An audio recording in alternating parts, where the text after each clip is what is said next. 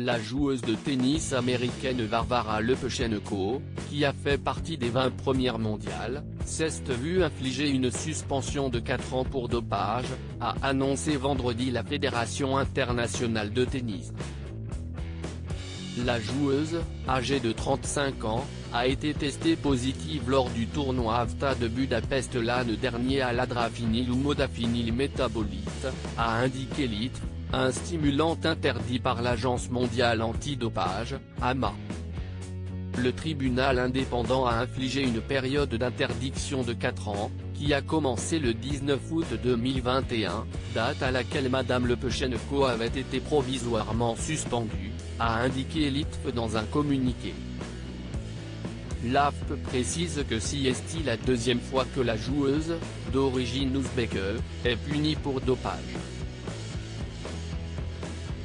Elle avait été testée positive en 2016 au meldonium, une substance dont l'utilisation avait également motivé la suspension de la joueuse russe Maria Sharapova. Mais l'ITF a précisé que ce second cas était considéré comme une première violation car elle, Lepchenko, n'était pas fautive dans le premier cas. Si en théorie la sanction est lourde, en pratique, elle n'affectera pas tellement la joueuse, dont, à 35 ans, la fin de carrière était imminente. Lors de sa carrière, Varvara Lepchenko n'a jamais dépassé le 4e tour d'un tournoi du Grand Chelem en simple. En double, elle avait en revanche atteint une fois les demi-finales de l'Open d'Australie, en 2013.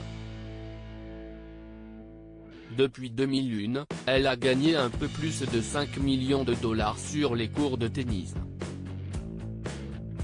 Les scandales s'accumulent dans le monde du tennis ces dernières années. Entre la mystérieuse disparition de Peng Shuai et l'affaire Novak Djokovic début 2022, l'attention se porte de plus en plus sur ce qui se passe en dehors des cours. Le dopage dans le monde du tennis ne date pas d'hier.